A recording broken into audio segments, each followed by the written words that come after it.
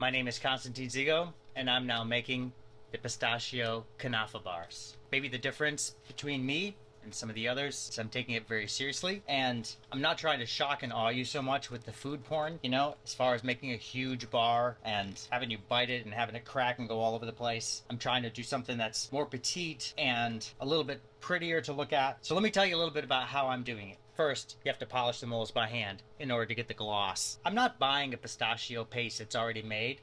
I'm making my own from scratch. So I'm starting with pistachios and I'm grinding them super fine.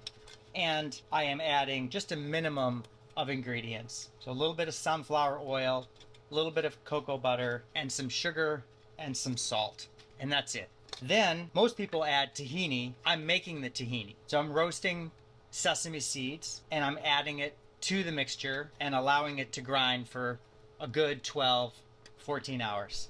If you've ordered some bars from me, it's taking us about 20 days to get them out. I would love to go faster, but I'm not going to compromise the quality here. So you're just going to have to wait a little bit, and I hope that you do so in, good spirits. On the internet, you'll hear them referred to as Pistachio Kanafeh bars, pronounced different ways depending upon where you originate from, which is something I didn't understand at first. So I was calling them Kanafeh, and then some people said it's Kanafeh, but it really depends upon where you live. Truth is that neither one of those are right because it's really a type of dough called Kataifi dough. I think I'm pronouncing that right. I might not be. But Kataifi dough is like a phyllo dough that's shredded in these long strands, and it doesn't have much taste, but when you toast them in butter and ghee carefully, each individual strand, and get them to be nice and toasty and crunchy, that's the center of the bar, is that Kataifi that's been toasted up and cut really fine, blended in to that pistachio paste that I am making. Those two together form the basis of the center of the bar. And you have to get that right. You don't want it to be too runny. You don't want it to be too thick. You don't want to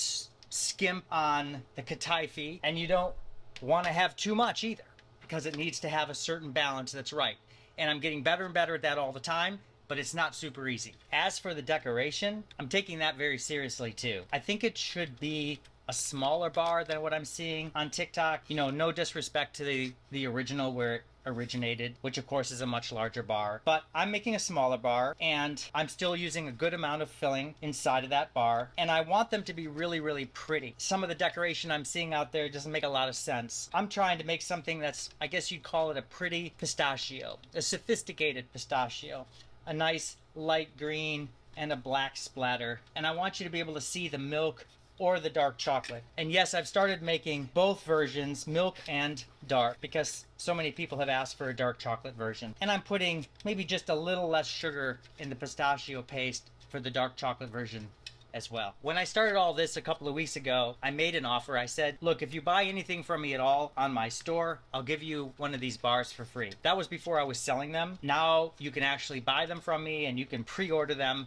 from me, but I'll still give you a free bar. If you order something else from me, or if you order those bars from me, doesn't matter. Whatever it is, I'll make sure that you get at least one free bar with your order. Now, several people have asked me, gosh, what are we going to do to prevent these things from melting? It's the middle of the summer. Well, my answer to that is we have a lot of tricks and we try really hard. But it is the middle of summer and it is 90 degrees or hotter, 100 in some places, crazy. And, we're not perfect. So it's possible that your chocolates will come warm or soft or whatever, but it's not the end of the world.